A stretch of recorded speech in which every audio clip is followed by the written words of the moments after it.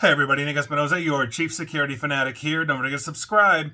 And today I want to talk about something you might have heard of in the news, and that is the SIM farm that was discovered in the New York tri-state area. The thing is, this stuff isn't new. So here's what's going on. Today, this Tuesday morning, the Secret Service revealed that a collection of facilities across the New York tri-state area were housing more than 100,000 SIM cards, and they were basically being housed in SIM servers. These are devices that allow SIM cards to be managed simultaneously, and here we are. So, given the number of SIM cards, which is an enormous amount, all under control in a single operation, they could have, quote, disabled cell phone towers and essentially shut down the cellular network in New York City. Now, that's according to Matt McCool, the special agent in charge of the Secret Service's New York field office. So, to quote a source from the investigation, this network could be used to overwhelm cell towers. To give you an idea of the capacity for disruption, this network could be used to send approximately 30 million text messages per minute, meaning it could have anonymously texted the entire United States in around 12 minutes. That's a lot of texts, I'm not going to lie. That's a huge one. Now, the Secret Service confirmed the SIM card was used by organized crime, nation-state threat actors, and other individuals known to law enforcement. And the Secret Service is also saying the investigation is ongoing. I mean, imagine with 100,000 SIM cards, the amount of text messages, connections, calls, all that kind of stuff that they're going to have to backtrack to figure out who or what has actually been using this. No arrests have been made, obviously, but they did say, though, in their announcement of this, that they essentially did this to head off any kind of attack or operation that might have targeted or blanketed the New York area and shut New York down through denial of service attacks, because the United Nations General Assembly is going on this week, like right now. I actually think President Trump spoke today there. So this obviously is a huge thing. Now, they didn't say there's any evidence that this would be used for it, but they did this and raided these places out of precaution. So here's the thing. This isn't new. We've had SIM farms around forever. Terror networks have been using them for God knows how long, not to mention nation-state threat actors, cyber criminals, etc., you name it. It's very easy to get your hands on bulk SIM cards, and so it's a very simple thing to pretty much set up. But I think it does two things. It obviously underscores how weak our cellular infrastructure and technology is, and that is like 4G, 5G connections around the world. And again, you could set this up in London, you'd have the same problem, right?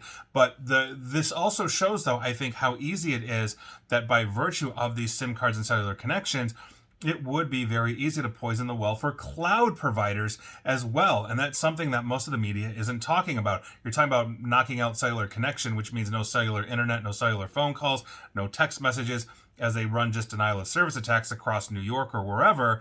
But the problem is, cloud providers rely on the data that is coming off of cell phones very heavily. And so I'll give you a perfect example of this.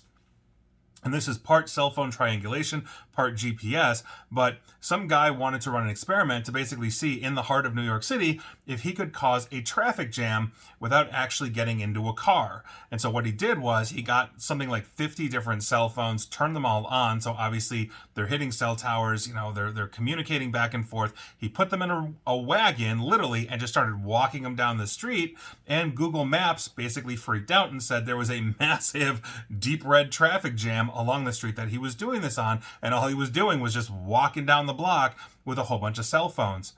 So it is very easy to essentially leverage these for malicious means, meaning SIM cards, cell phones, all that kind of stuff, but also understand that the data that the cloud providers like the Googles of the world, who typically aren't running all of these networks because, the big players like Verizon, AT&T, T-Mobile have by far more subscribers, this becomes a very serious issue, because it's not just knocking out infrastructure or poisoning the well or making an entire city essentially deaf in communications.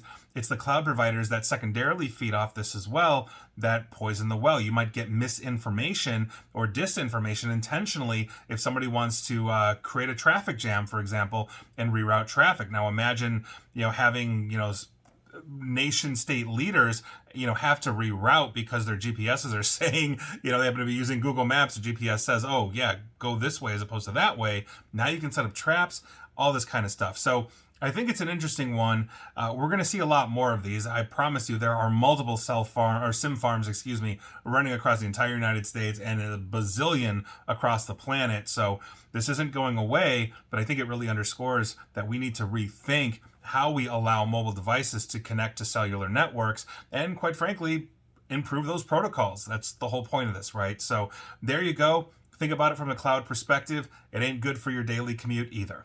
And please like, share, follow me here on Facebook and Twitter at NickAESP. And please feel free to subscribe to me at YouTube as well. And as always, stay safe, stay online, and please, please, please attempt to stay private, informed, and secure.